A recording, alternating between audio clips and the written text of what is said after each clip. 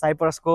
One of the best city Limassol नै भनिन्छ र यहाँ चाहिँ मोलस पार्कमै विभिन्न साइप्रसको विभिन्न सहरहरूबाट चाहिँ घुम्न पनि आउनुहुन्छ र कतिजना आउनु भएको छ नयाँ नयाँ यदि आउनु भएको छैन भने जुन यो भिडियो देखेपछि अवश्य पनि आउनुहुन्छ। हेलो गाइज, नमस्ते, it's me Domu Chhetri from Cyprus. So आज चाहिँ म धेरै दिन पछाडि चाहिँ म लिमासोलको मोलस पार्कमा छु र हुन त हाम्रो लागि मोलस पार्क त्यति साह्रो नौलो पनि होइन, तर हामी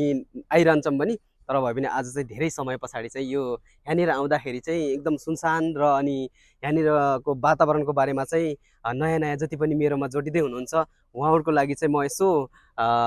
थोरै जानकारी दिउँ भनेर चाहिँ म यसरी चाहिँ म भिडियो बनाउन गइरहेको छु। र जुन यो तपाईँले देखिरहनु भएको छ मेरो पछाडि मोलस पार्क, र यहाँनिर चाहिँ तपाईँहरूको हामी नेपालीहरूको लागि चाहिँ 12 घन्टा कामको थकान र कतिपय घरमा काम गर्ने मान्छेहरू पनि होइन, अनि महिनामा एकचोटि छुट्टी भएर चाहिँ यहाँनिर आउँदाखेरि चाहिँ के फिल हुन्छ भन्दाखेरि चाहिँ एकदम इन्टरटेनमेन्ट गर्नको लागि र अनि यहाँनिर चाहिँ तपाईँहरूको यता साइडमा हेऱ्यो भने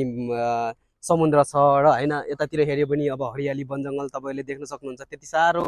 मनलाई चाहिँ जति गुमगाम भएको पनि मनलाई चाहिँ खाली बनाउने अनि नेपालीहरूको जम्काभेट हुने एउटा चौतारा जस्तो चाहिँ यो ठाउँले चाहिँ मानिन्छ। र यहाँनिर चाहिँ तपाईँहरूले चाहिँ मजासँग पोजिटिभ रूपमा हेऱ्यो भने चाहिँ यो ठाउँ एकदम रमाइलो र यहाँनिर चाहिँ यहाँको वातावरण अनि यहाँको बस्न खान इन्जोयमेन्ट सबै फ्रिडमसँग तपाईँहरू बस्न सकिन्छ। र यदि